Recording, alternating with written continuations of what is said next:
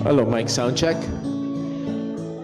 Magandang hapon po sa bawat isa. In 1 minute ay mag-start ho ang ating gawain. Alam kong excited ang ating mga young people at marami pa rin mga preparasyon na kailangan gawin. But maghanda ho tayo para sa ating pagsamba ngayong hapong ito. Again, in 45 seconds, magsisimula ho tayo.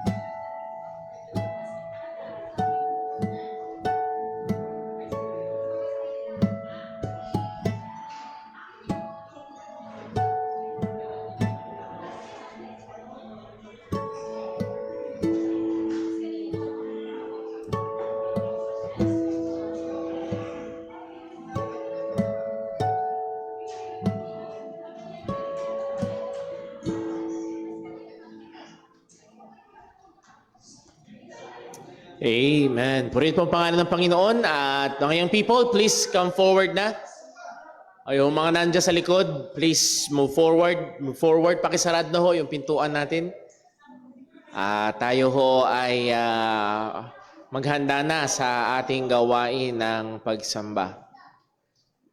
Before we go to our moment of personal prayer for our preparation, ilang mga announcements and reminders. Again, tomorrow, ang atin hong hinihintay at kinakasabikan na youth camp. At una ho, bilang pastor ay nais ko hong ipaabot ang pasalamat sa buong church. Kanina, I am very much happy at nagagalak ako na makita yung mga kapatiran na magvo-volunteer para tumuwang sa mga asikasuhin at gawain doon sa campsite tomorrow, and then Tuesday, and then Wednesday.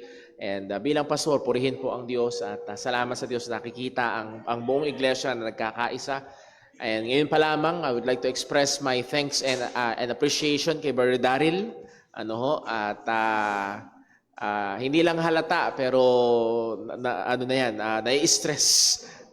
So hanggang ngayon, meron pa rin mga sumusulpot na maasikasuhin, may mga bagay, mga details. So please pray for that. At muli, ay anuman ho ito ay pag-pray natin, gamitin ng Diyos, lalo na ang mga pangangaral ng salita ng Diyos upang maging matibay ang ating mga kabataan sa matinding daluyong ng maling kaisipan patungkol sa pagiging babae, patungkol sa pagiging lalaki na umiiral sa ating paligid ho ngayon o sa mundo ngayon. At pag-pray ho natin, gamitin ito ng Diyos upang hamunin sila sa mas matatag na pananampalataya. At yun din ay maging instrumento sila patuloy para ho sa kalwalhatian ng Panginoon. And after ng camp, hihinga lang tayo ng kaunti. And then comes the month of May. May 1 ang ating outing. Tuloy na po. And Lord willing, next week ay ipepresent ho natin yung ating pupuntahan na lugar para ho sa ating church outing. At matutuwa ho ang marami sa inyo. Lalo na yung ayaw ng mainit na araw. Ayan, sa swimming. Matutuwa ho ang marami sa inyo. At nawa ho ay look forward to that. And then also, May 26 ang ating 14th year church anniversary. Ipag-invite na ho natin, ipag-pray na ho natin. At ngayon pa lamang ho ay makipag-communicate tayo sa ating mga kaibigan, kaklase, para imbitahan natin sila sa ating hong gawain. And ang goal natin ay mas maraming makapakinig ng salita ng Diyos, ma-expose sa gospel, And again, totoo pa rin ang sinabi ng salita niyo. We have studied the last few Sundays ago from Romans 10, whosoever shall call upon the name of the Lord shall be saved. But how shall they call on whom they have not heard? And how shall they hear without a preacher? So nawa ay gamitin ng Panginoon itong mga pagkakataon na ito upang makapakinig sila ng salita ng Diyos. Muli, according to stats, 70% na nakakarating sa church ay naimbitahan ng kaibigan, kakilala. Yun yung mas maraming nakakarating sa church. Kaysa doon sa nagwo-walk-in lang o naabutan lang ng imbitasyon na hindi kakilala, mas maraming pumupunta sa church kapag naimbitahan ng kakilala. At nawa ay ipanalangin natin to, maging desire natin to, maging passion natin to, maging culture ito ng church natin, that we are a church that invites people to come to hear the Word of God. Kung hindi mo pa nasubukan, napakaganda na ito ay gawin natin. And who knows, maaring gulatin tayo ng Panginoon. Naalala ko nung ako ay, I believe maybe 4th year high school, inimbitahan ko yung mga kabarkada. Nagulat ako, hindi ko inaasahan, isang buong Herrera ng mga upuan na handun yung mga kaklase ko. Nagkasundo-sundo silang sumama. And you might be pleasantly surprised sa pwedeng gawin ng Panginoon sa just simply trying to invite them sa gawain ho ng Panginoon. Okay, so tayo ho ay dadako sa ating paghahanda, sa ating pagsamba. At nawa tulungan tayo ng Panginoon. Alam ko ho, ang ating mga young people very much para nakikita nyo na yung gagawin yung pagwawala. Gagawin yung pag-asikaso sa youth camp bukas. Pero dito muna tayo, focus tayo sa pagsamba at nawa malawalhati natin ang Panginoon. Magdaroon tayo ng sandali ng tahimik at personal na panalangin. Hingin natin ang tulong at gabay at pagsiyasat ng Panginoon sa atin sa pagsamba sa Kanya. Let us pray.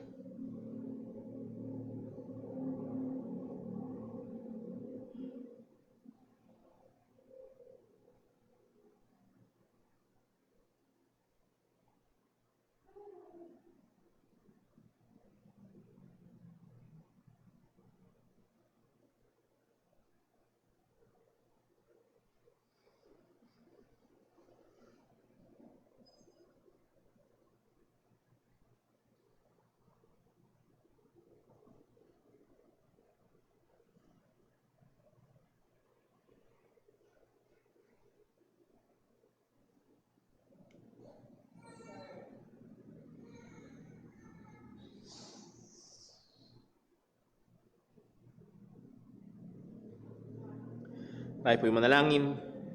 O aming amang Diyos, dakila, banal at maluwalhati, aming patuloy na tinataas ang iyong pangalan sapagkat tunay karapat dapat ka. Walang ibang Diyos liban sa iyo at ikaw lamang Panginoon ang natatangi at nag-iisa at karapat dapat tumanggap ng lahat ng papuri, pagsamba at lubos na pagmamahal. Ama, salamat po o Diyos na kami na mga makasalanan ay kinahabagan mo. Naging mabiyaya ka na kami ay hinirang mo. At lalo't higit, O Diyos, Ikaw ang kumilos upang kami ay malapit at manampalataya sa aming Panginoong Hesukristo. Lord, salamat, O Diyos, sapagkat kami rin naman ay ginawa mong bahagi ng isang iglesia na kung saan nandun ang pagsusumikap na sambahin ka, na pagsusumikap na ituro at ingatan ng iyong mga katotohanan. At gayon din, O Diyos, nandun rin ang pagsusumikap na ibuhay ang mga katotohanan mo na ito. Lord, tulungan mo kami ngayon, O Diyos, tunay ang daming alalahanin, ang daming Panginoon na mga hinihanda, lalo na, O Diyos, sa youth camp para bubukas. Lord, we ask for your grace, we ask for your mercy. Again, Lord, wag mong alisin sa aming isipan na hiwalay sa iyo, wala kaming magagawa. Lord, hiwalay sa kamay mo ang lahat ng preparasyon at lahat ng kapaguran ay walang kabuluhan. But Lord, nahandun naman ang aming pag-asa. Na sa kabila ng aming mga kakulangan, kung kikilos ang iyong kamay, O Diyos, walang makakapigil. Kung kikilos ang iyong kamay, O Diyos, kami mamamangha at tunay na patuloy na magpupuri at magluluwalhati sa iyo. Kaya Panginoon, lingapin mo po. Pagpalain mo ang gawa ng aming mga kamay. Tulungan mo, Panginoon, lalo na ang mga namumuno at mga punong abala, O Diyos, sa kampo na ito. Maging ang mga kapatiran na babiyahe bukas, O Diyos, ang mga kamanggagawa na darating, ang mga magtuturo ng iyong salita, O Diyos, sa espesyal na paraan, Panginoon, nawa ay ikaw po ang mangusap, ikaw po ang gumawa, ikaw po ang magturo, Panginoon, upang sila ay maging instrumento mong mainam. Lord, lalo na para sa buhay ho ng mga kabataan. Lord, maawa ka na kung meron mang mga kabataang darating bukas, O Diyos, na wala pa sa pananampalataya kay Kristo Jesus, magligtas ka, Panginoon. At yun din, O Diyos, sa mga mananampalataya ay lalo pang maingatan, mabigyan lakas, maturuan, O Diyos, ng iyong mga katotohanan, upang maingatan, O Diyos, mula sa mga maling kaisipan at katuruan na lumalaganap sa sanlibutan ngayon. At O Diyos, ngayong hapong ito, tulungan mo kami sa aming pagsamba. Nawa ang aming mga puso't isipan ay maituon namin sa iyo. At yun din, O Diyos, ikaw po ang sumaliksik sa amin sa anumang mga kasalanan at kakulangan na aming nagawa laban sa iyo, O Diyos. Tulungan mo kami na ito, O Diyos, ay tunay ngang pagsisihan at sa biyaya mo ay patuloy na labanan at patayin ang mga kasalanan na nakatahan pa rin sa amin. O Diyos, amin din pong hinihiling sa iyo, nakahabagan mo ang aming mga kapatiran na may mga karamdaman at iba't ibang mga problemang pasan-pasan. Nawa, sa kahabagan mo, Panginoon, ang mga bagay na ito ay lalong maglapit sa kanila sa iyo, at lalong maging instrumento mo sa ikakatatag nila sa pananampalataya. O Panginoon, kahabagan, tulungan mo kami ngayon, lahat ng tidalangin namin sa ngalan ng aming Panginoong Hesukristo. Amen. Stay po tayong lahat na tayo po umawit sa Panginoon.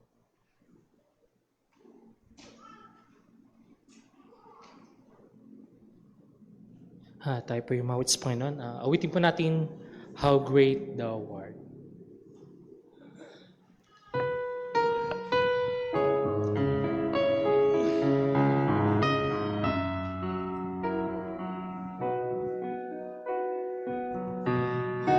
Lord my God, when I in awesome wonder consider all the works thy hands have made, I see the stars, I hear the rolling thunder, thy part throughout the universe display.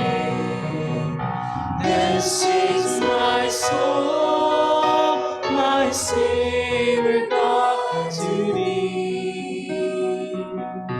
How great thou art, how great thou art. Then sings my soul, my Savior God, to thee. How great thou art, how great thou art. When through the woods and forest lanes I wander, and hear the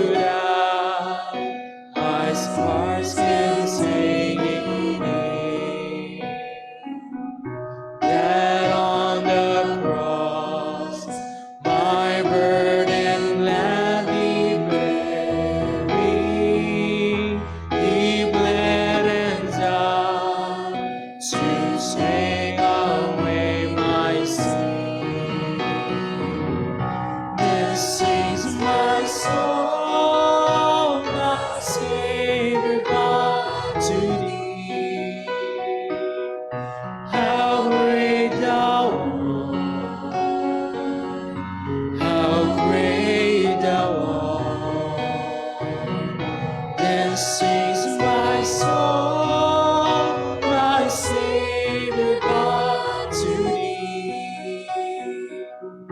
How great thou art, how great thou art.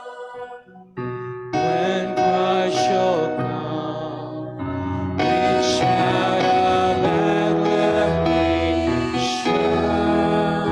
and sing me home, what joy shall fill my heart. Then I shall bow in humble adoration, and there proclaim, my God, how great thou art.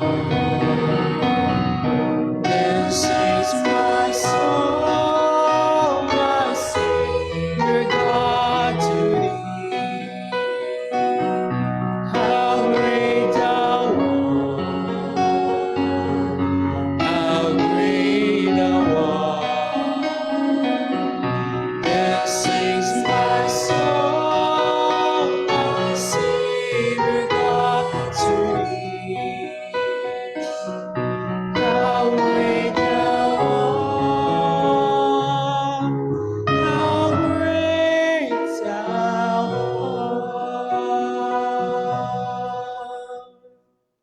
art. Tayo po'y martil nga tayo para po sa ating pagkakalo.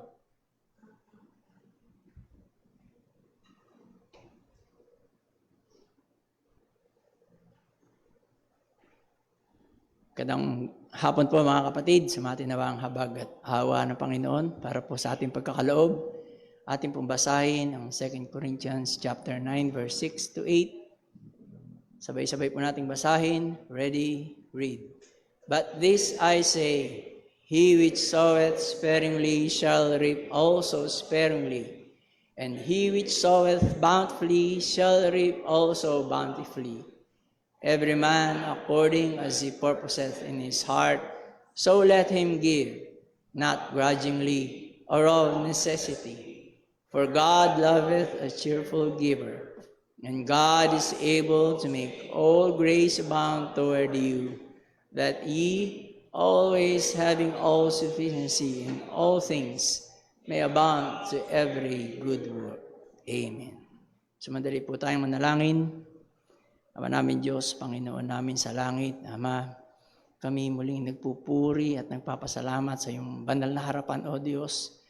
Salamat po, Ama, na binigyan mo kami ng pagkakataon muli sa hapong ito upang minsan pa, O Diyos, ay aming ialay sa iyo ang aming pagsamba, Panginoon. Ihanda mo nga po, Panginoon, ang aming mga puso't isipan. Panginoon, aming pong hinihiling, Ama, anumang kabigatan, anumang suliranin, Panginoon, na aming dalahin sa hapong ito, Panginoon. Tulungan mo kami na lubos na magtiwala sa iyo, na ikaw na tumawag sa amin, Ama, at nangako na hindi kami pababayaan, Panginoon, ay tumutungtong kami sa iyong mga pangakong ito. Salamat po, Panginoon, sa mga biyaya na patuloy na ipinagkakaloob mo, Ama, sa kabila ng kahirapan sa sanlibutang ito, Panginoon. Naroon pa rin ang iyong mabiyayang mga kamay na patuloy na nagkakaloob para sa aming mga pangangailangan. Nawa, O Diyos, anumang mga bagay ang iyong pinagkatiwala sa amin, Ama, kami naway masumpungan mong nagtatapat, Panginoon, sa araw-araw, Panginoon, na ikaw ay makilala namin na Diyos na sa pinakamataas mong kalagayan, Panginoon. Ikaw na nagpo-provide ng aming mga pangangailangan, Ama, ay bigyan mo kami ng puso, Ama, na tunay na nagtatapat, Panginoon, tunay na naghahangad na mabuhay sa kabanalan. Ngunit, O Diyos, amin din pong nilalapit sa iyo ang aming mga sarili. Patawarin mo po anumang kasalanan, anumang kahinaan, Panginoon, na iyong masumpungan sa amin sa hapong ito, at amin pong hinihiling na patuloy na ipagkaloob mo nga po sa amin ang iyong awa at habag, Panginoon, ang iyong pagpapasensya, O Diyos. At nawa, Panginoon, ay bigyan mo kami ng puso na tunay na nagtatapat at naghahangad ng katotohanan. Panginoon, sa hapong ito, kabayan at ingatan mo po ang mga ngaral, Panginoon, na maihayag ang iyong mga salita sa pinakapuro, Panginoon, at buong katapatan, Ama. At ito naway aming maunawaan at maisabuhay. Ito po ang aming dalangin sa pangalan ng iyong bugtong na anak, aming Panginoong Kristo. Amen.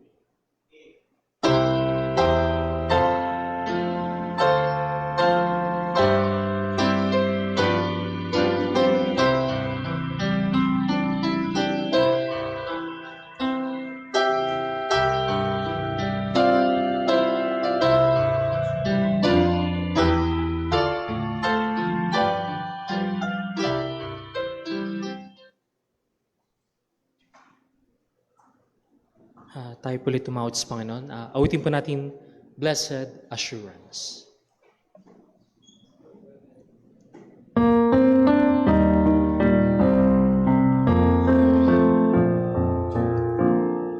Blessed assurance, Jesus is mine.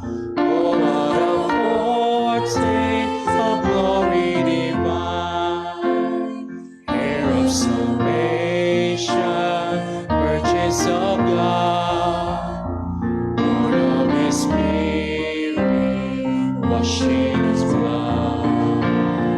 This is my story, this is my song, praising my Savior all the day long. This is my story, this is my song, praising my Savior all the day long. Perfect submission, perfect delight, visions of rapture now burst on my side.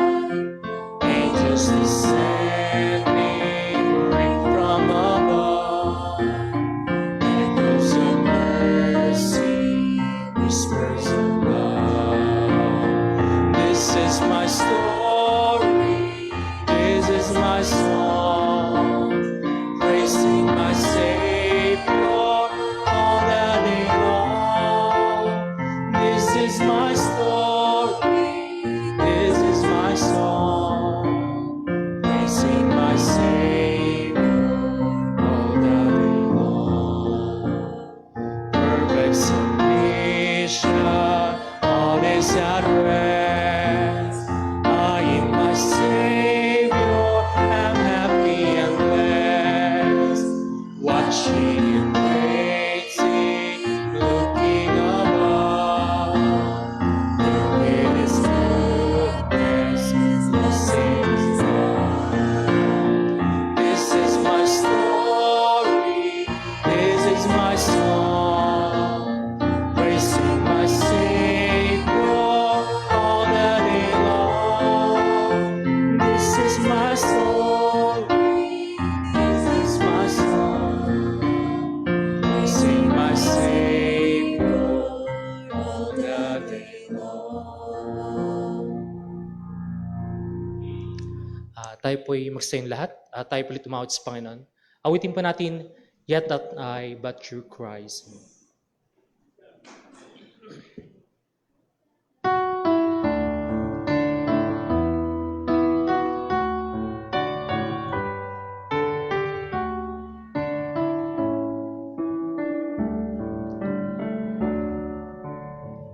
What gift of grace is Jesus my Redeemer? There is no more for heaven now to give. He is my joy, my righteousness and freedom, my steadfast love, my deep and boundless freedom. To this I owe my hope is only Jesus. For my life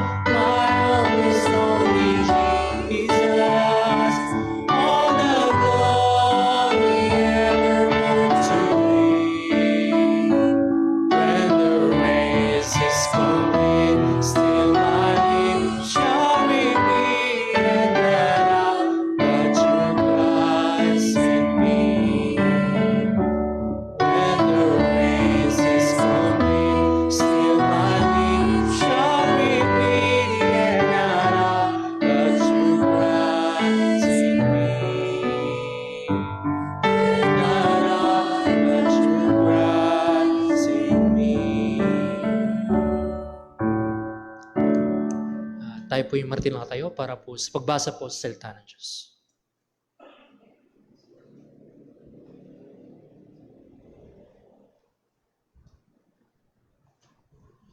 Purihin po ang ating Panginoon para po sa pagbasa ng salita ng Diyos. Atin pong basahin mula sa mga awit, chapter 75, verse 1 to 10. Ready, read. O Diyos, nagpapasalamat kami sa inyo. Nagpapasalamat kami dahil malapit kayo sa amin. Ipinahahayag ng mga tao ang inyong mga kahangahangang ginawa. Sinabi niyo, O Diyos, may itinakda akong panahon ng paghatol at hahatol ako ng may katwiran. Kapag yumanig ang mundo at ang mga tao'y magkagulo sa takot, ako ang magpapatibay ng pundasyon ng mundo. Sinasabi ko sa mga hambog, huwag kayong magyabang, at sa masasama, huwag ninyong ipagmalaki ang inyong kakayahan. Tigilan niyo na ang pagmamalaki na kayo ay nanalo at magpakumbaba na kayo. Dahil ang tagumpay ng tao'y hindi nagmumula sa kung saan-saan, kundi sa Diyos lamang. Siya ang humahatol kung sino ang ibababa at kung sino ang itataas. Dahil ang Panginoon ang humahawak ng kopa na puno ng bumubulang matapang na alak na nagpapahiwatig ng kanyang galit. Ibinubuhos niya ito at ipinaiinom sa masasama hanggang sa huling patak.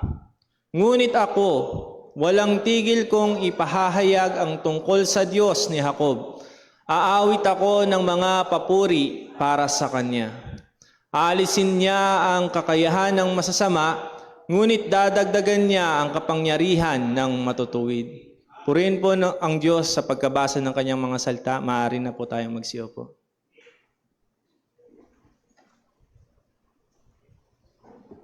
Tayo po'y dumako sa ating pag-aaral ng salita ng Panginoon.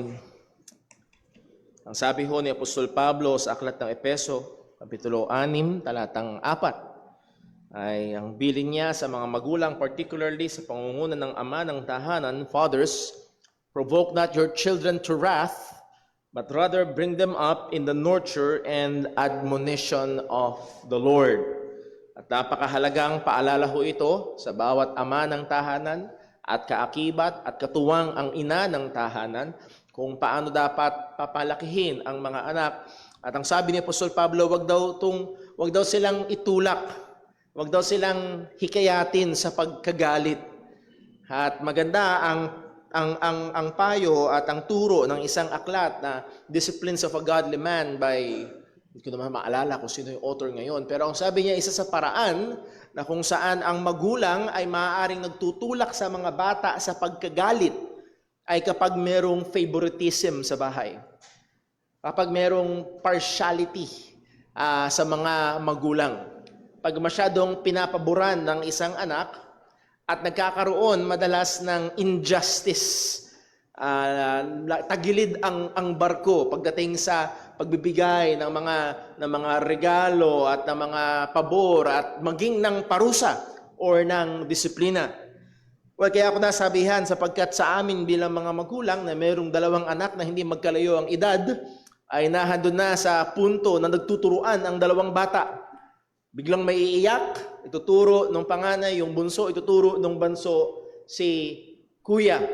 At isang malaking hamon sa amin bilang mga magulang na hindi magpadalos-dalos at siguraduhin at interviewin sila at subukang tukuyin kung sino talaga ang may sala. At may pagkakataon na pareho silang mapapalo. Dahil may ginawa yung isa, kaya umiyak yung isa, pero ginawa namang isa, gumanti naman siya, pero pareho silang kailangang disiplinahin. Now, hindi ho perpekto si Brother Paul at si Sister Jonah. Sigurado ho yan. At maaaring lahat ng mga magulang na rito ay makapagpapatotoo na nahandoon ang mga pagkakamali at nahandoon ang maaaring hindi na ibigay yung pinaka-wasto at pinaka-fair, ika nga. And I use this to bring us to the text na ating pag-aaralan ho ngayon sapagkat pagdating sa Panginoon, wala tayong takot. Hindi tayo dapat mangamba na ang Diyos ay maaaring kulang sa impormasyon, then therefore, ang kanyang magiging hatol ay maaaring tagilid o hindi wasto. Masasabi natin na ang Panginoon ay walang favoritism. Masasabi natin na ang Panginoon kapag siya'y humatol, siya'y hahatol ng merong katwiran.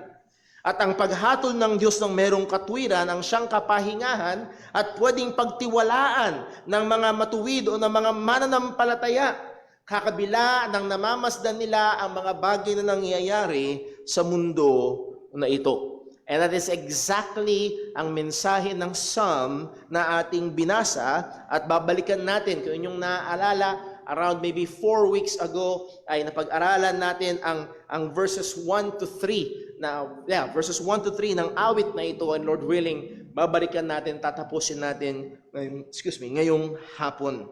At tayo muna ay tumungo sa Panginoon sa panalangin at hingin natin ang kanyang gabay sa ating pag-aaral. Let us pray. O aming amang Diyos, kami po, O Panginoon, ay nagpupuri at patuloy na nagpapasalamat sa iyo na sa iglesyang ito, sa lugar na ito, ay mayroon kaming patuloy na kalayaan na buksan ng iyong mga salita at pag-aralan ito. At muli, Panginoon, hindi ang aming kaalaman, kundi ang katotohanan mo. Hindi ang aming kakayahan, O Diyos, kundi ang biyaya mo. Kailangan namin ng iyong pagtuturo. Kailangan namin ng iyong liwanag, O Diyos. At Lord, buksan mo ang aming mga mata upang makita namin ang mga dakilang bagay mula sa iyong kautusan. Tulungan mo kami, turuan mo kami, ituro mo sa amin, O Diyos, ang iyong landas upang ito'y lakaran namin. At nawa sa mga katotohanan mong ito, hindi lang kami magkaroon ng impormasyon, O Diyos, kundi magkaroon kami ng transformasyon at gamitin mo ito upang patuloy mo kaming baguhin sa wangis ng aming Panginoong Hesus, upang kami man ay namumuhay sa mundong ito, O Diyos, and as we look around na punong-puno ng unfairness, punong-puno ng injustice, Lord, kami pwedeng tumiwala at magpahinga sa iyo, na ikaw ang Diyos na matuwid, at ikaw ay hahatol, at ang hatol mo ay nasa katwiran. Purihin ka, Panginoon, tulungan, samahan mo kami. Dalangin namin ito sa ngalan ng aming Panginoong Hesukristo. Amen. Well, again, ito ho ang ating pinakamensahe. The righteous can rest and trust in God who will surely judge righteously. Ang matuwid or ang mga mananampalataya ay maaaring magpahinga at tumiwala sa Diyos na tunay at sigurado na hahatol ng may katwiran.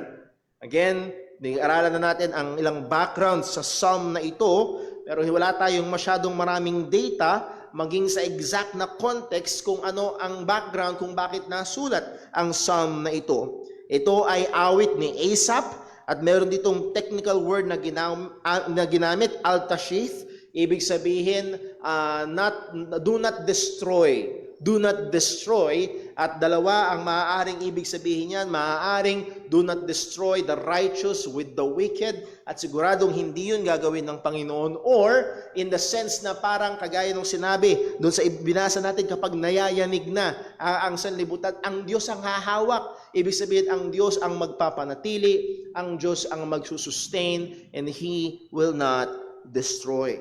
Tatlo ho ang mahalagang bagay na ating titignan ngayong hapon. Una, the believer's comfort in the wicked world. Ang comfort, ang kapayapaan or ang kapanatagan ng mga mananampalataya sa masamang mundo o sanlibutan na ito. Pangalawa, the believer's response to the wicked world. Ang tugon ng mga mananampalataya sa masamang sanlibutan. And then pangatlo, the believer's responsibility in the wicked world. Ito yung ating responsibilidad. Ito yung gawain na nakaatang sa atin, mga dapat nating gawin habang tayo ay namumuhay sa masamang sanlibutan na ito. So last, as I've said, maybe 4 Sundays ago, nag-aralan natin ang unang punto, the believer's comfort in this wicked world. So magbalik-aral po tayo. Ang sabi sa verse number 1, unto thee, O God, do we give thanks. Unto thee do we give thanks. For that thy name is near, thy wondrous works declare. So here, meron tayong dalawang ulit na pagsasabi ng pagbibigay pasalamat sa Diyos. Sa ESV, binasa natin, we give thanks to you, O God. We give thanks. Doon ang pagbibigay emphasis ng pagpapasalamat sa Panginoon. At isa sa binigyan nating diin doon sa pag-aaral natin, ay yung katotohanan at kagandahan ng pagbibigay pasalamat sa Diyos. Ang sabi ng Biblia, it is a good thing to give thanks unto God. Ibinili ni Apostol Pablo na sa ating mga pananalangin ay huwag nating hayaan na puro lang ito paghingi at pagprereklamo sa Diyos, kundi ating isama ang ating pagpapasalamat sa ating Panginoon. Well, bakit nagbibigay pasalamat sa Diyos ang mananampalataya sa gitna ng mundong masama na ito? For your name is near. Malapit ang pangalan ng Diyos. And muli, sa theology, when we speak of God's name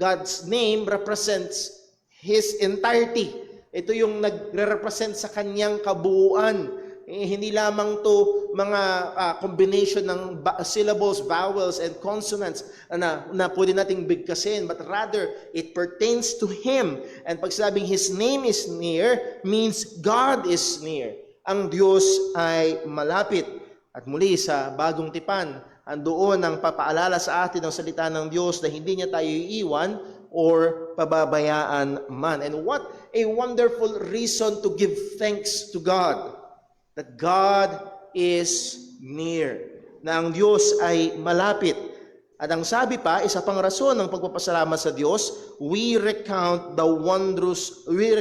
your wondrous deeds. Aming inaalaala ang iyong mga dakila, ang iyong mga napakagandang mga gawa. Binibisita muli nila, kanilang inaalaala ang mga kung paano ang Diyos ay gumawa, tumulong, nag-ingat, nagprotekta, nagbigay ng katagumpayan at sa maraming pagkakataon ay nagkaloob ng mga pangangailangan. We recount your wondrous deeds. Napakaganda. At meron tayong awitin na hindi natin masyadong naaawit ngayon. Count your blessings. Name them one by one. To be able to recount God's deeds, yung mga gawa ng Diyos, pagsusupply ng Diyos, at maraming mga bagay o pagkakataon ng pag-iingat ng Diyos. Napakaganda na rason upang magpasalamat sa ating Panginoon. And then sa verse number 2, ang sabi ng salita ng Diyos, when I shall receive the congregation, I will judge uprightly. Narito ang Panginoon ay nagsasalita, when I shall receive the congregation. And actually, ang sinasabi ho dito, when I shall receive the congregation, pag tinanggap ko ang buong mga tao, pag tinanggap ko kayo, I will judge rightly.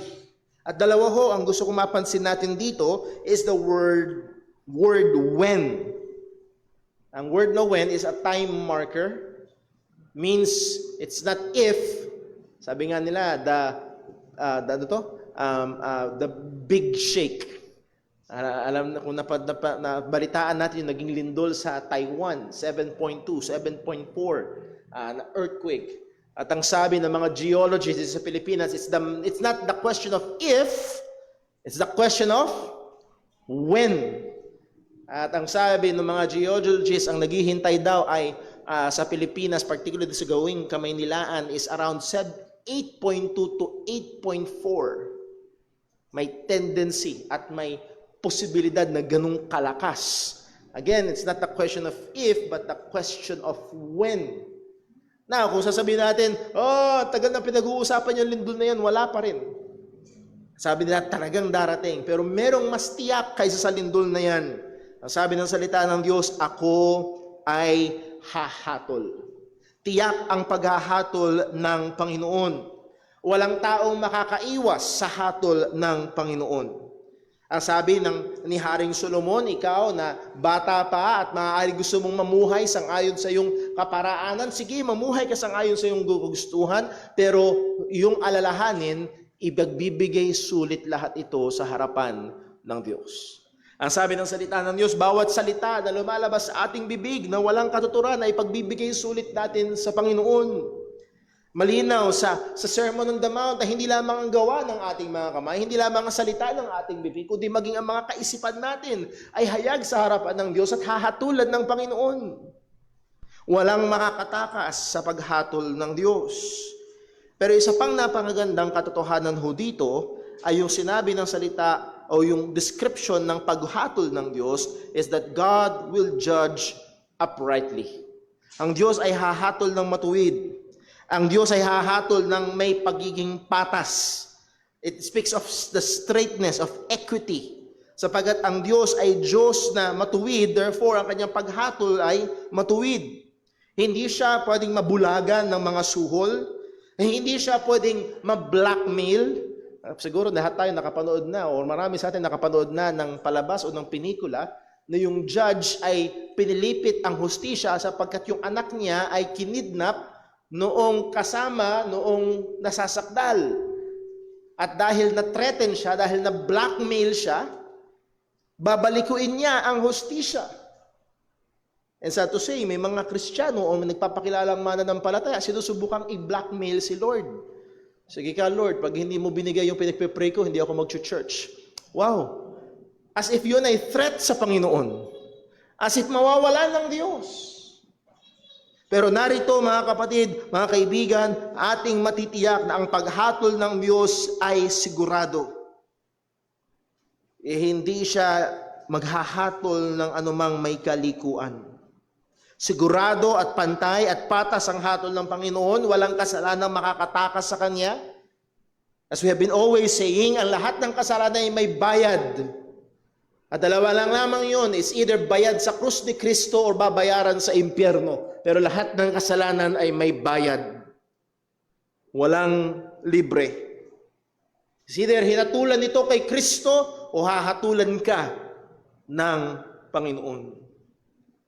Ito ang kapahingahan at kapayapaan at kumpiyansa ng mga mananampalataya sa mundo na napakagulo. If you remember, we said lahat tayo nakaranas na siguro ng injustice. Maaaring na pagbintangan, maaaring hindi na bigyan ng kaparaanan o kapanahonan na magpaliwanag o anuman na paraan o pagtrato na hindi marapat. Ang Diyos ay matuwid na hukom. At sana sa biyaya ng Panginoon, balik-balikan natin ito dahil pwede natin itong maging kapahingahan. Dahil meron akong mga nakakausap na mga mananampalataya, alam niyo ho, yung bigat na daladala nila 20 years ago. May naranasan sila 20 years ago, may naranasan sila 10 years ago, may naranasan sila 40 years ago, at hanggang ngayon, yung injustice na naranasan nila yon, pahirap pa rin sa kanila hanggang ngayon. Now, I'm not saying na madali, I'm not saying na hindi masakit. But what I'm saying is, merong pwedeng kapahingahan ang mananampalataya. Pagdating sa verse number 3, ang sabi ng salita ng Diyos ay ito: the earth and all the inhabitants thereof are dissolved. And that word dissolved sa ESV, ang ibig sabihin ay to be shaken. Mayanig. At kung sakaling dumating man ang kapanahunan na mayanig ang lahat ng bagay, napakagandang pangako ng Panginoon, I bear up the pillars of it. Siya ang naghahawak. Siya ang nagpapanatili. Ang dahilan kung bakit ang lahat ng bagay umiiral pa rin ay dahil ang Panginoon ang may hawak ng lahat ng ito.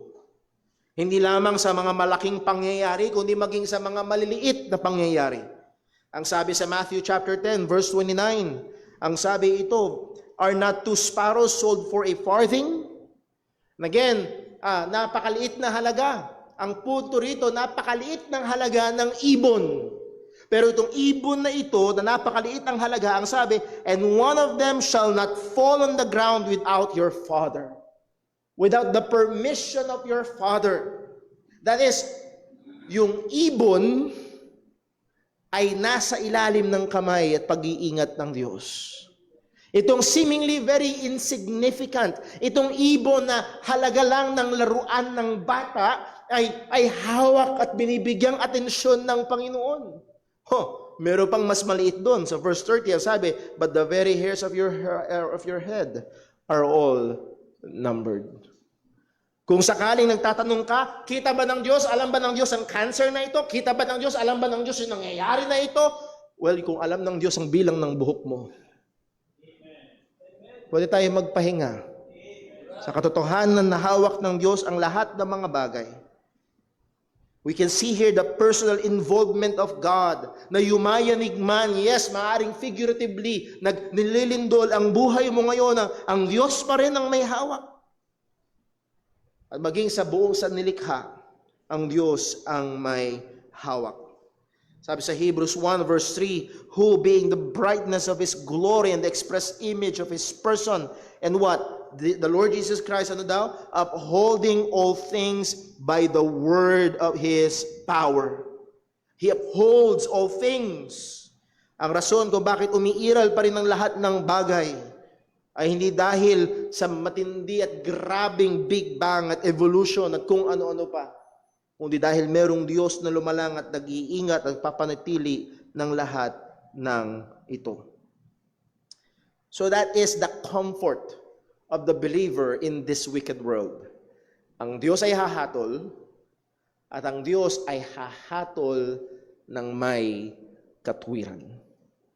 Pangalawa, tignan ho natin the believer's response to this wicked world. Ang tugon ng mananampalataya sa masamang sanlibutan na ito na ating kinalalagyan. Yes, nung tayo niligtas ng Diyos, hindi na tayo inalis agad sa masamang mundong ito. Nung tayo niligtas ng Panginoon, tayo'y pinahintulutan niya na manatili sa masamang mundo na ito. At actually, hindi natin kailangan at hindi natin pwedeng asahan na mas dadali.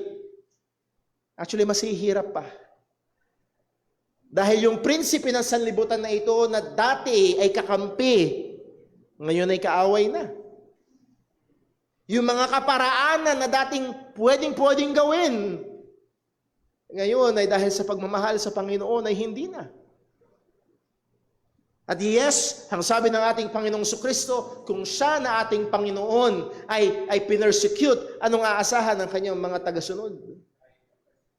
So yes, dadanas tayo ng kahirapan, dadanas tayo ng mga mabibigat na mga bagay sa mundong ito, but how should we as believers respond? Now, hindi laman-laman ng awit na ito ang lahat ng ating dapat gawin, pero it says something. Verse number 4 ang sabi, I said unto the fools, deal not foolishly, and to the wicked lift not up the horn. Isa sa mga maaari at dapat nating tugon sa masama at sa kasamaan ng mundong ito ay i-confront ito at sabihin sa kanila na huwag at dapat nilang itigil ang kanilang mga masamang gawain. I said unto the fools, sinabi ko sa mga fools, and that pertains to the wicked, it pertains to unbelievers, it pertains to those who reject God and God's authority. Ang sabi ng Psalm 14 verse 1, the fool hath said in his heart, there is no God. They are corrupt, they have done abominable works, there is none that doeth good. Ito yung mga mangmang. Ito yung mga mangmang na namumuhay na nagsasabing walang Diyos or nabubuhay sa kaparaan na tila baga walang Diyos. Meron mga tao sa salita, may Diyos. Pero sa paraan ng pamumuhay, wala silang pakialam sa Diyos, wala silang takot sa Diyos. As Romans chapter 3 said, there's no fear of God in their eyes. I said to the fools, deal not foolishly. Huwag kayong gumawa ng anumang mga kamangmangan. Act not according to this foolish belief. Sa inyong kaisipan, sa inyong paniniwala na walang Diyos, na ang kautusan ng Panginoon ay walang authority over sa inyo, do not act foolishly, do not deal foolishly. They will disregard God, they will disregard God's commandments, they will disregard the worship of God. At isa sa mga trabaho natin bilang mga mananampalataya ay paalalahanan sila, sabihan sila na sila ay huwag magpatuloy sa ganong gawain. And to the wicked, paalalahanan again, the wicked is synonymous to the fools. Lift not up the horn. Lift not up the horn. Brother Paul, wala naman akong, may mga Buzanian ba dito? Buzanian? Ano yun, Brother Paul? Yung kalaban ni Voltes 5. Ano yun, yung kalaban ni Voltes 5, may mga sungay. Ang Buzanian.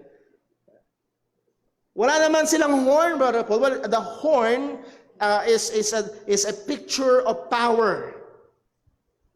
It's a picture of honor. At kapag sa Bible, ginagamit ang larawan daw, lifting up the horn, ay naahan doon ang pagmamapuri, pagmamataas. At sabihin daw sa mga masama, sabihin sa mga hindi mananampalataya, lift not up the horn. That means do not be proud. Do not exalt yourself. Huwag mo itaas ang iyong sarili sa gawain ng kasamaan. Why? Because God will judge.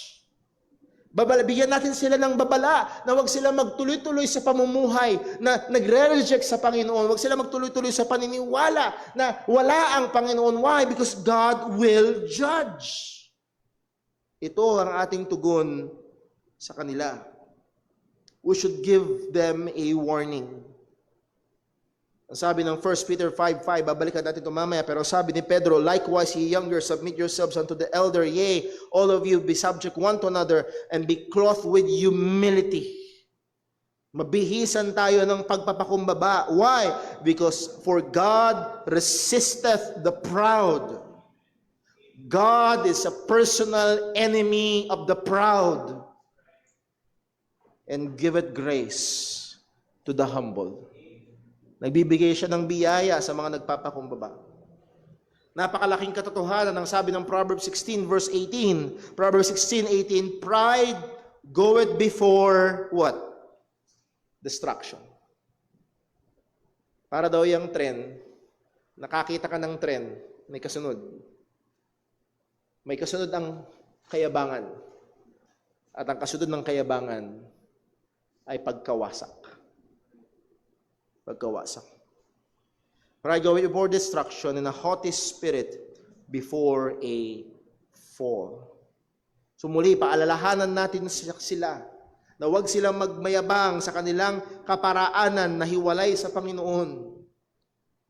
And then pagdating sa verse 5, Psalm 75 verse 5, ang sabi ng salita ng Diyos ay ito, lift not up your horn on high, speak not with a stiff neck. Again, nasabi na kanina, huwag mo ipagmataas. Do not be proud. Do not be arrogant. Do not be boastful sa iyong kaparaanan na hiwalay sa Panginoon. At ang sabi diyan, speak not with a stiff neck. So Brother Paul, may verse pala, pag may stiff neck ka, dapat huwag ka magsasalita.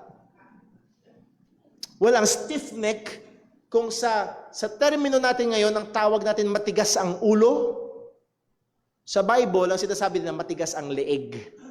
But it's synonymous. Ayaw sumunod. Sinabihan mo tumingin sa kaliwa, ayaw tumingin. Sinabihan mo humarap sa kanan, ayaw humarap. Stiff neck. Ayaw sumunod, matigas ang ulo. Synonymous. Ang sabi ng salita ng Panginoon, speak not with a stiff neck. At yung word na speak, sana makita niyo yung pinanggalingan niyan sa verse 5, lift not up your horn on a high, at kaduktong yan, huwag kang magsalita ng may pagmamalaki sa iyong katigasan. Yun ang punto. Huwag mong ipagmalaki at huwag mong gamitin at ipagkalandakan ang iyong katigasan sa pamamagitan ng iyong salita. Now, hindi lang sa pamamagitan ng salita, mga kapatid, mga kaibigan, just a few minutes scrolling through social media, napakaraming pagmamalaki ng mga tao na walang pananampalataya sa Diyos, na walang pakialam sa mga salita at kautusan ng Panginoon, at nagmamalaki sila. Ang sabi ng salita ng Diyos, speak not. Ngayon ay April 7. I believe April 5 yung balita. At minsan, isa sa paraan para maging up-to-date ako sa mga nangyayari, nanonood ako nung 24 Oras Express. Express lagi, ayoko nung may mga patalastas. At maybe 2 days ago, or if not 2-3 days ago, hindi ko na maalala yung pangalan ng artista, pinagmamalaki niya na divorce na sila o magdi-divorce na sila nung asawa niya. Sabi niya, okay pa rin naman kami sa pagiging magulang. Talagang, hindi namin pinababayaan yung aming anak. Pero, alam mo yun, pwede naman magsama kahit hindi kasal. Ang pagsasama naman, it's a commitment. It's a relationship. So, para pag hindi ka na masaya, and she's speaking off boastfully. Akala niya napakarunong niya. Akala niya napakatama niya. pero hiwalay sa Diyos. Ang sabi ng salita ng Diyos, isa sa responsibilidad natin, kung sa biyaya ng Panginoon, ay meron tayong pagkakataon, kung meron tayong mga kaibigan, kamag-anakan, mahal sa buhay, na nandun sa kalagayan na yon, ay mabigyan natin sila ng paalala, no, wag. Why? Kasi hahato lang Diyos. Hahato lang Diyos. At ang pagbabasihan ng Diyos ay hindi yung pananaw mo, ang pagbabasihan ng Diyos ay yung katotohanan niya. Sa verse 6, bakit sila hindi dapat magmalaki? Nagbigay ng panibagong rason ang mga awit, si Asaph. Ang sabi niya, for promotion cometh neither from the east, nor from the west, nor from the south. Wala tayong kakayahan at hindi dapat, wala tayong karapatan, hindi kakaya, wala tayong karapatan at hindi tayo dapat magyabang. Why? Because promotion or lifting up ay hindi nanggagaling sa east, sa west, or sa south. Sa east kung saan sumisikat ang araw, sa west kung saan lumulubog ang araw. Start to finish and everything in between. Ang ibig sabihin niyan ay sa lahat ng direksyon, sa lahat ng dako. Hindi doon nanggagaling ang promotion.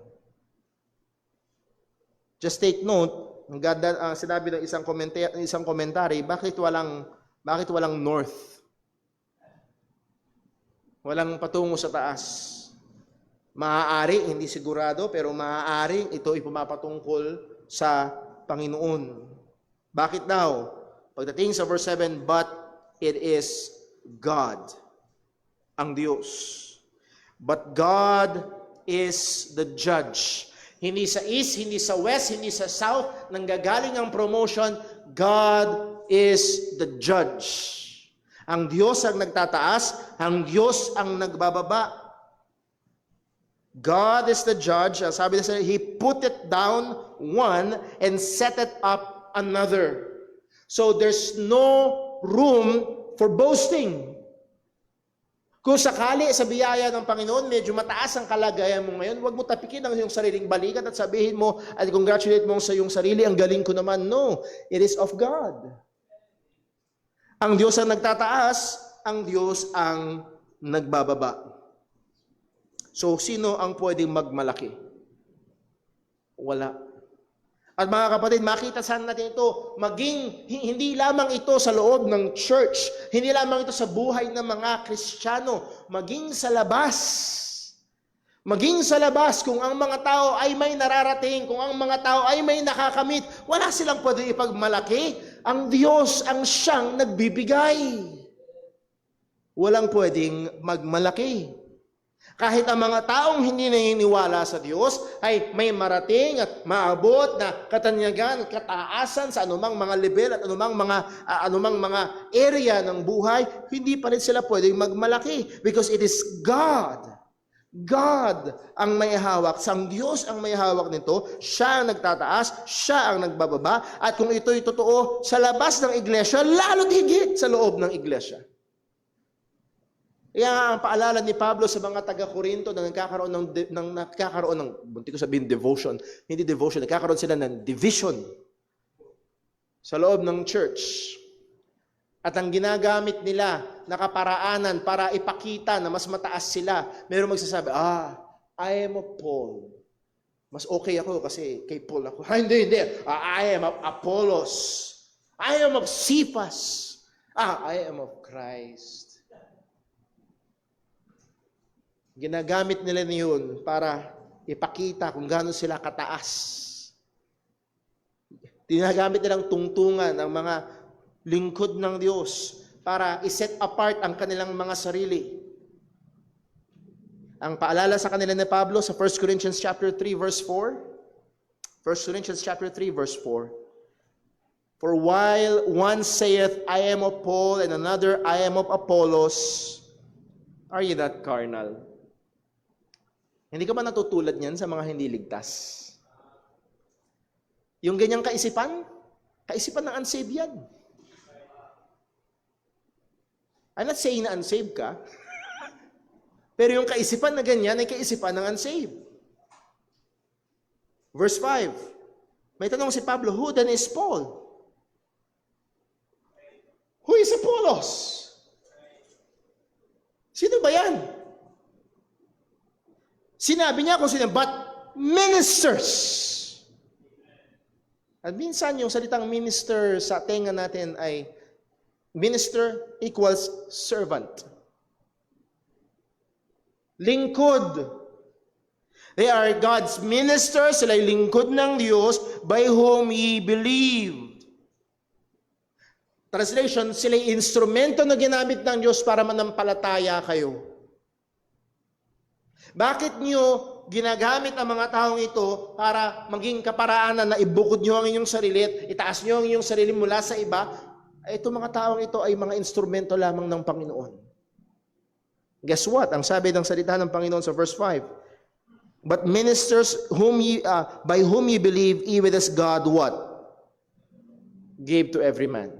Bakit ka ba sumasampalataya? Dahil ba kay Pablo? Kaya ka ba sumasampalataya dahil kay Apollo? Napakagandang verse ito doon sa mga pastor. Dati naririnig ko yung mga pastor, magpasalamat kayo sa pastor nyo kung wala yung pastor nyo. Hindi, no. They are ministers. Sino nagbigay? It is God. Ang sabi ng salita ng Panginoon, as the Lord gave to every man. Okay, things of verse 6, I have planted, Apollos watered, but God gave the increase. And gusto ko lang mag-segue ng kaunti, mga young people, purihin ng Diyos sa inyong pagpapagal. Salamat sa Diyos sa inyong pagtatrabaho. Salamat sa Diyos sa mga pagpupuyat at sa mga sakripisyo at maaaring kasama mga pinansyal at napakarami pa't iba't ibang mga bagay. Pero muli, huwag nating kakalimutan, it's not us. We are but servants. At ang tanging pag-asa natin sa katagumpayan ng parating na camp it is if God will give the increase. So magmakaawa tayo sa Diyos. O magmakaawa, Lord, give the increase. Pagpalain mo, O Diyos. Pagdating sa verse 8, ang sabi ng mga awit, for in the hand of the Lord there is a cup, and the wine is red, it is full of mixture. Actually, parang ang hirap sa King James, parang punong-puno ng halo-halo. Hindi, ang punto nga nun ay walang halo. Purong-puro. Subukan nyo na, si Brother Paul Ho ay hindi mahilig sa kape na ang temperatura ay bagong kulo. Hindi ko mainom, sobrang init. Pag bagong kulo, palalabigin ko rin. So kaysa maghintay ako ng matagal, anong ginagawa ko? Hinahaluan ko ng, binabantuan. Okay? Dito, sabi ng salita ng Diyos, yung saro, yung cup ng Diyos, walang halo. Purong-puro. At itong laman, and the wine is red and is full of mixture, and he poured it out the same, but the dregs thereof, all the wicked of the earth shall wring them out and drink them. Ang laman nito ay ang puot ng Diyos, at ang sabi ng salita ng Diyos, lahat ng masama sa mundong ito, they will drink it all. Ang walang halong, walang banto na puot ng Diyos. Because God will judge. It's a pure wrath. It's a cup full of the pure wrath of God. Siguro pamilyar ho tayo dun sa tagpo na kung saan ang ating Panginoong Jesus sa Matthew 26 verse 39. Ginamit din ang larawan na ito. Ang sabi, and he went a little further and fell on his face and prayed, saying, Oh my Father, if it be possible, let this cup pass from me. That cup, naglalaman ng galit ng Diyos, ng puot ng Diyos. Kaya sa mga kanta at mga theology books, makakabasa kayo that he drank the cup. Na dapat tayo ang iinom. Yung puot ng Diyos na dapat tayo ang iinom, tayo ang sasalo, He drank it for us. Sabi ng salita ng Diyos sa mga masama na wala kay Kristo, they will drink it.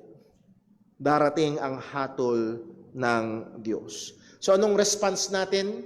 Ang response natin sa mga taong masama, ayaw sa Diyos, ay bigyan natin sila ng babala, huwag silang magyabang. Huwag silang magpatuloy sa pagmamalaki na tila baga sila ang nag-angat sa kanilang sarili. Na tila baga walang darating na hatol ng Panginoon.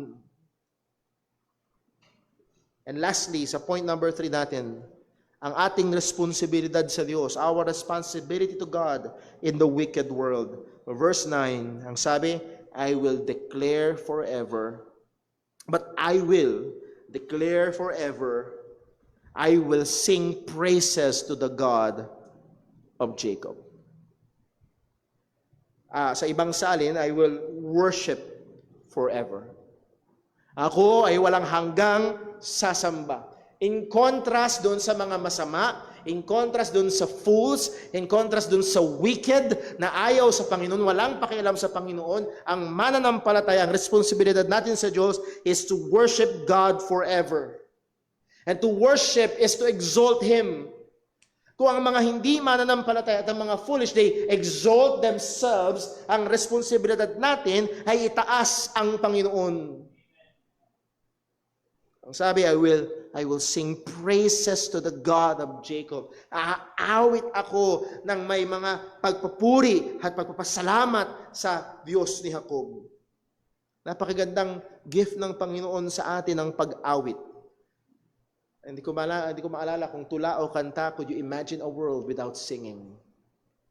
Could you imagine a world without singing? At napakaganda, nilikha tayo ng Diyos na may kakayahan na umawit. And again, mga young people, mga young people, mga kapatiran, sana sa biyaya ng Diyos, kung meron tayo mga kapatiran na binigyan ng Diyos ng kakayahan na mag-akda ng mga tula at mag-compose ng mga musika at awitin, and gamitin natin para itaas ang pangalan ng Panginoon. Lord willing, isang araw, meron tayong kakantahin, composed by Terence Tanua. Hindi natin alam, baka sakali. Hindi natin alam. But again, nandun yung pagpuri sa Panginoon sa pamagitan ng pag-awit. And lastly, verse number 10, ang sabi, all the horns of the wicked also will I cut off. Now, hindi ito yung hindi tayo ang tatagpas. Ang Diyos ang tatagpas. Ang Diyos ang hahatol. Pero ang sabi ng salita ng Panginoon, but the horns of the righteous shall be what? Exalted. As we have said kanina, babalikan natin yung 1 Peter chapter 5 verse 5. Ang sabi ng salita ng Diyos, for God resisteth the proud. He will cut off the horns of the wicked. Yung pagmamalaki ng mga masama, yung pagmamalaki ng mga hindi mananampalataya, He will cut it off. So wag tayong mabalisa. Again, hindi natin hawak ang mundo. At may mga pagkakataon na pwedeng mahulog sa pagkabalisa ang mga Kristiyano pag nakikita natin na tila baga ang mundo ay patungo sa direksyon na hindi lapat sa pananaw natin. Pero darating pa noon, God will cut off the horns of the wicked. Ang sabi ng salita ng Diyos, God resisted the proud and giveth grace to the humble. The horns of the righteous shall be exalted. At hindi ito exalted na sige Brother Paul, hintayin ko yung time na pwede na akong magyabang. Hindi tayo magyayabang sa ating sarili. Let him that glory, sabi ng salita ng Diyos, glory in the Lord. Tayo ay luluwalhatiin, sabi ng Biblia, pero luluwalhatiin tayong kasama ng ating Panginoon. Our glory is found in the Lord. Kaya ang sabi ng Psalm 37 verse number 5, commit thy way unto the Lord and trust also in Him, and He shall bring it to pass. And He shall bring forth thy righteousness as the light, and thy judgment as the noonday. Anong ibig sabihin ho niyan? Darating ang time, tuloy-tuloy ka lang sa pagtatapat, ang Diyos ang magpapaliwanag. Ang Diyos ang maaring hindi pansin, maaring hindi kita, maaring hindi masyado na-appreciate, maaring hindi natututukan ng spotlight. Pero ang Diyos, sa kanyang kapanahunan, He will bring it out like a light. Sa Galatians chapter 6 verse 9, dito tayo matatapos. Ang sabi ng salita ng Diyos ay ito, and let us not be weary in well-doing. Huwag tayo manghimagot sa paggawa ng mabuti. Why? For in due season, we shall reap if we faint not. Huwag tayo manghimagod, huwag tayo magsawa sa pamumuhay sang-ayon sa kalooban ng Diyos, sa paggawa ng mabuti sang-ayon sa mga kautusan ng Panginoon. Why? Sa tamang panahon, aani tayo. Sa panahon ng tinakda ng Diyos, tatagpasin niya ang mga sungay ng mga wicked. And God will exalt the horn of the righteous. This is the rest natin. Magpapahinga tayo sa katotohanan na ang Diyos ay hatol sa katwiran. Let's pray. Ay naming Diyos, aming Ama sa langit, tulungan mo kami. O tunay, maraming pagkakataon na gusto namin, kami ang tumagpas sa sungay ng masama. May mga pagkakataon, gusto rin namin kami ang magtaas ng sarili namin. Patawad po, O Diyos. Tulungan mo kami, Panginoon, na manatiling tumiwala sa iyo at magpahinga sa iyo. Tulungan mo kami, O Diyos, na maging busy sa pagsunod sa iyo, sa pagtupad ng kalooban mo at hindi sa pagtataas ng aming sarili. Tulungan mo kaming tumiwala sa iyo. Sapagkat maliwanag ang iyong salita, darating ang panahon na iyong tinakda na ikaw ay hahatol at hahatol ka ng may katwiran. And Lord, salamat po. Hindi kami mas mabuti kaysa sa iba. Ngunit kinahabagan mo kami at iniligtas mo kami kung kaya't kami ay wala ng hatol. Nawa bilang mga mananampalataya, sa biyaya mo ay maghanap namin ng aming responsibilidad na magbigay babala sa mga taong masama, na kami, Panginoon, ay magpatuloy sa pagpuri at sa pagsamba sa iyo at paulit-ulit na pagpapasalamat sa biyaya. Walain mo kami at patuloy na ingatan. Lahat ng ito, Panginoon, ay aming hinihiling sa ngalan ng aming Panginoong Hesukristo. Amen. Sa po tayong lahat at awitin natin ang ating pangwakas na awit.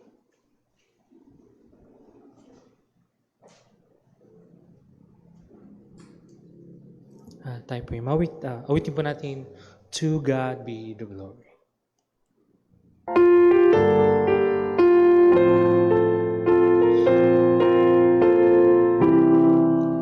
To God be the glory, great things He hath done. So lovely the world that He gave us His Son, who healed man's life, atonement for sin, and opened the light gate that only believe. Praise the Lord, let the earth hear His voice. Praise the Lord, let the people rejoice. Oh, come to the Father through Jesus the Son, and give Him the glory.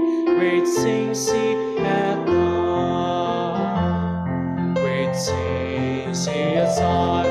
Great things He hath done. And great are rejoicing through Jesus the Son. But purer and higher and greater will be our wonder, our worship, when Jesus we see.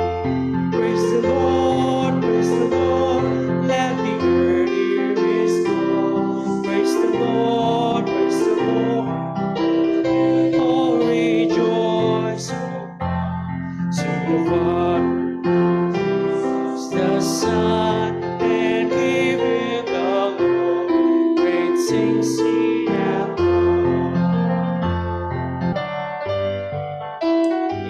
Papurihin po ang pangalan ng Panginoon. Salamat po sa bawat isang naririto, sa ating mga kasama online. Again, patuloy tayong magpanalanginan sa isa't isa.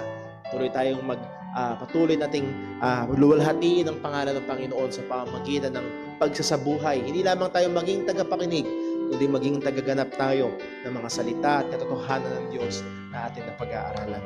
At sa ating paghiwa-hiwalay, nawa ang pagmamahal ng ating Ama, ang biyaya ng ating Panginoong Hesukristo, at ang kapangyarihan ng Banal na Espiritu sa bawat isa sa atin, patuloy tayong maging instrumento ng katwiran alang-alang sa kapurihan ng Kanyang pangalan. God bless po. Magandang hapon. Patuloy natin ipag-pray ang camp. Nawa ay magtulong-tulong tayo upang ito ay maging kapuri-puri sa pangalan ng Panginoon. God bless po. We are now dismissed. In 10 minutes ho, magsisimula ang ating prayer meeting.